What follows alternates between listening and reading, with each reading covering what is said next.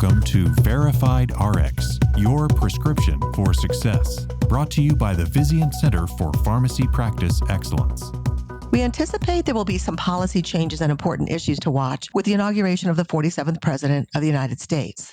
Vizient's Office of Public Policy and Government Relations monitors, educates, and advocates on key items of interest. They share informative updates, comment on proposed rules from agencies like the Centers for Medicare and Medicaid Services, and work with Congress on legislative priorities. Jenna Stern, Associate Vice President of Regulatory Affairs and Public Policy here at Vizient, joins us today to discuss election policy changes. I'm Carolyn Liptak, Pharmacy Executive Director in the Vizient Center for Pharmacy Practice Excellence, and your program host. Welcome to the podcast, Jenna. Hi, Carolyn. Thanks for having me. Jenna, this is your first time on Verified RX, so tell us a little bit about your background and your role at Vizient. I've been with Vizient for 5 years. I'm currently the AVP of Regulatory Affairs and Public Policy for Vizient, based out of our DC office. I spent a lot of time reviewing proposed rules, information from CMS, FDA, and of course from Congress. Thank you. Jenna, it feels like a lot has happened in DC since November. Could you give us a recap? It has been a very busy time in DC since November, and it feels like the election was quite a long time ago. Some of the key takeaways from the election that we do know, of course, Trump won the presidency, and from a congressional standpoint, Republicans, they swept both the House and the Senate, but they have very narrow majorities in each. This means that when there's more controversial legislative topics that come up, they're really going to be more challenging to pass because of these narrow majorities for the Republican Party. The party is also in a very good position to pass legislation through the budget reconciliation process, and that process just requires a majority to pass. So you might think of the Inflation Reduction Act, for example, as being passed through that budget reconciliation process, and that's just a good example of how broad some of the legislation can be that can move through that process, even though there is only that simple majority requirement. That's really going to set the stage from a congressional perspective for legislation to move forward through that process. But we also have these really interesting dynamics where Congress will still have to think through what items have the most support, where is there bipartisan support in some circumstances, but also what type of priority items would policymakers like to see move forward and have the actual momentum to do that. There's a lot to unpack there. Starting with the new Congress, what should we anticipate? In December, Congress did pass a short-term funding measure, and that effectively funded the government until about mid-March and extended several programs, so things like telehealth, for example, until the end of March. At this point, starting with the new Congress, what we should really be anticipating is that they're going to have to work to identify how they want to fund the government moving forward, in addition to how they want to extend several of these key healthcare policies that were just extended temporarily. Some of the other items on the table, PBM reform did not move in legislation that was being contemplated in December. Whether that will move forward in March really does remain to be seen, but I think that's going to be an important area to watch. In addition to that, looking at things like site-neutral payment policy is going to also be something that Congress is going to have to consider whether or not they want to pass policy on that. We've been advocating very strongly in opposition to site-neutral payment policy, but certainly something to keep on the radar as this new Congress takes control. One of the other big items to note as we think about this new Congress and just all the work that they're going to have to do in the new year is identifying who's going to be confirmed. I didn't touch on in my prior answer about all the things that have happened in DC since then, that we've been hearing a lot more about who's going to be selected to run different departments and agencies within the government now that we have a new administration in place. The Senate plays a very critical role in that space because they have to confirm a lot of those appointed positions. And a lot of that work tends to happen earlier in the year, early in the administration. That's when we get to see more of those leaders take shape, and that really helps inform the direction of the administration's policy. All good information, Jenna. I'm surprised you didn't mention anything about trade or tariffs. Anything to add there? Yeah, we've heard a lot about trade and tariffs during the campaign cycle and after the election. This is an evolving issue, and I get questions on it pretty frequently, and it's something that more broadly, there's many individuals at Vizient that are working on and tracking this issue. And we've also included some resources available to members on tariffs, whether they're the Trump tariffs or China tariffs that have been contemplated. But sounds like the executive branch rather than Congress would also be important to watch in the short term related to tariffs. What else could we anticipate from the executive branch? With the executive branch, politically appointed positions are really important to keep an eye on as we think about future policy directions. So another area when we think about the executive branch and all the work that they're doing is looking at who are the current nominees most impactful in the healthcare context is the HHS secretary. As of now, the nominee is Robert F. Kennedy Jr., and he is a well-known name, and this is actually very true, I think, of several of President Trump's nominees, that they're often household names, individuals that people have heard of before. And with RFK Jr., there was a lot of attention to him during the campaign process and the relationship with President Trump. So there was some rumblings in DC about whether or not he would actually be nominated, and has in fact been nominated. So we'll have to see what direction that goes. More from a policy perspective, particularly for him, he's been more vocal about wanting more attention to preventative care, looking at food reform. He hasn't been as vocal on a lot of hospital-specific issues. So we haven't heard as much on things like site-neutral payment policy or price transparency for hospitals. So that means that we'll probably learn a lot more from the individuals who are selected to be his advisors and to really serve underneath him. In addition to that, other nominees, the CMS administrator is another important nominee to keep an eye on. So Dr. Mehmet Oz was selected as that administrator role, subject to confirmation. The former Pennsylvania Senate candidate, a physician, a television personality as well. Someone who doesn't have that long record serving for CMS, where we could necessarily be able to say that he has a track record of voting for or supporting mandatory payment models, for example. So there's a little bit more uncertainty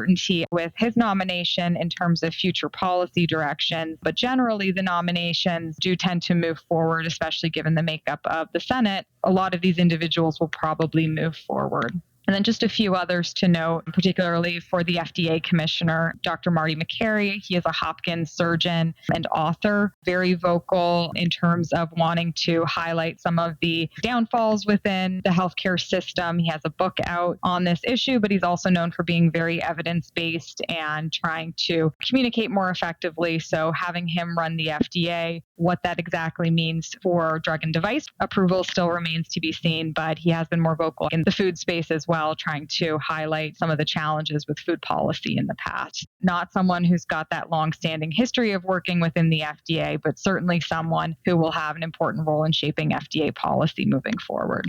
A lot of these names certainly do sound familiar. What do they mean in the context of health policy?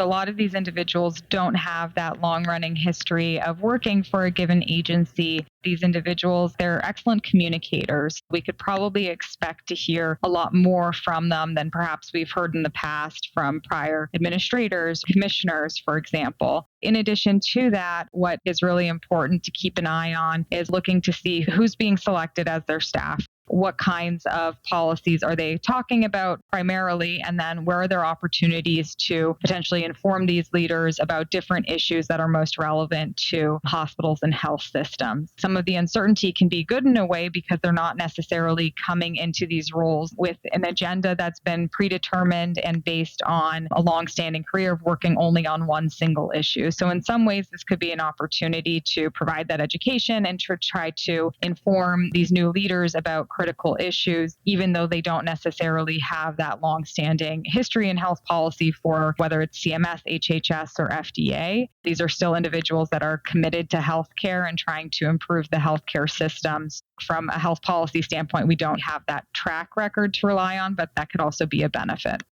Jenna, you mentioned earlier the Inflation Reduction Act. What could we expect for 2025? Is the Trump administration going to stop implementing the drug price negotiation program?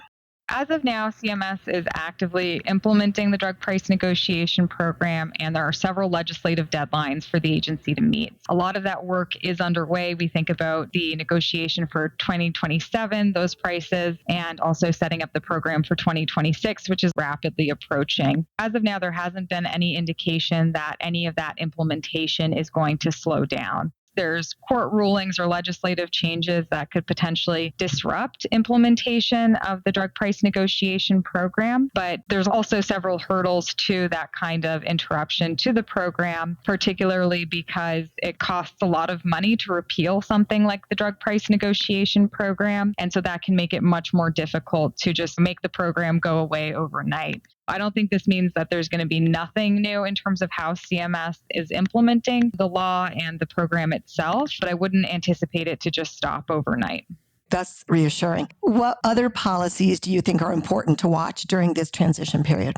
There are a lot of different areas in the regulatory and legislative space to keep an eye on. I tend to focus more so on the regulatory space. The one that jumps out at me is the contract year 2026 Medicare Advantage and Part D rule that was just proposed at the end of 2024. These can often be very wonky rules and proposals, but one area that stood out was that CMS was proposing to expand coverage for GLP-1s. CMS is really considering these anti-obesity medications under Part D, and then this would also impact the Medicaid program. It's a pretty impactful policy just given the uptake of GLP-1s and the attention, but CMS is also estimating that over a 10-year period, this is going to cost about $24.8 billion for the Part D coverage and just shy of $15 billion for Medicaid coverage if implemented. We're in a place right now where the Trump administration will have to decide how they want to finalize this proposed rule. They could definitely decide to change that. It's going to be a very interesting space and also an area where you could see a potential clash between Dr. Oz and RFK Jr., where Dr. Oz has been more supportive of these products and RFK Jr. has been more likely to promote changes to food and behavior to address obesity rather than medications. Looking at the contract year 2026 rulemaking will be important. Some other areas to flag would be innovation center models, particularly the mandatory models that haven't been implemented yet. There was a team model that was finalized last year, and that's a very large episode-based payment model for certain procedures that CMS had finalized, a mandatory model. So that's going to be important to watch to see if the Trump administration continues with that model. More generally, the Trump administration is going to have to work on addressing coverage issues related to high-cost medications like cell and gene therapies. I don't think that CMS has really figured that out yet, but that's going to be an issue that they're going to have to inherit and potentially address through rulemaking, but there could also be congressional intervention here. Another area to watch more broadly in terms of whether Congress intervenes.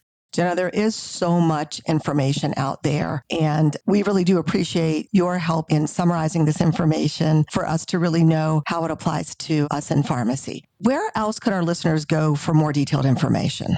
We post a lot of information. It's not behind a firewall. It's on our website. We have a public policy page, and we can link to it in the show notes. Our website includes our legislative and regulatory priorities. It includes information about our comments, so anything that we submit to the Hill, and there's also summaries there from the proposed rules. So if you didn't feel like reading the outpatient prospective payment system proposed rule, we have a summary available of both the proposed and final rule online. We'll include that information in our show notes. Thinking beyond regulatory activity, what issues are important to watch as we think about the new Congress? The new Congress will need to decide a lot of different healthcare-related issues. So I talked a little bit about site-neutral payment policy and the telehealth extensions. But at the end of the year, Congress will need to decide whether to fund enhanced premium tax credits for the Affordable Care Act that are set to expire at the end of 2025. And if Congress does not act to extend these, then across the U.S. marketplace, enrollees could see a significant premium increase, and this could ultimately result in many losing coverage due to affordability issues. So extending these tax credits comes with a cost, and the Congressional Budget Office estimated that these tax credits would increase the deficit by about $335 billion over about a 10-year period. So just given the challenges associated with costs, many question the future of these tax credit.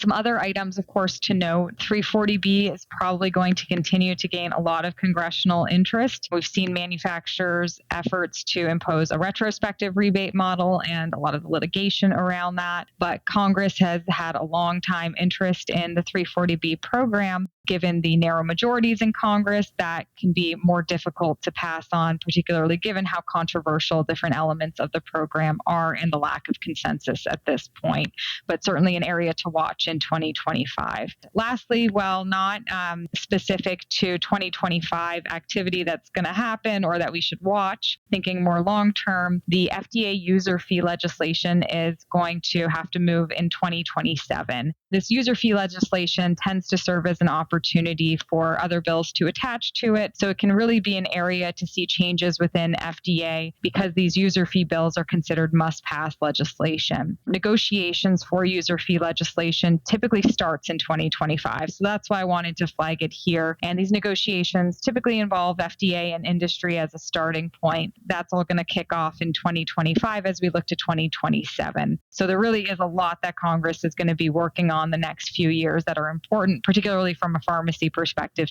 Jenna, thank you so much for joining us today to share your thoughts and insights. It's been great chatting with you. Great. Thank you so much for having me, Carolyn. Please join us for more Verified RX podcasts. Subscribe today. Like us. Send us your comments. We'd love to hear from you. Verified RX is a prescription for success and is brought to you by the Vizient Center for Pharmacy Practice Excellence. I'm Carolyn Liptak. Thanks for listening.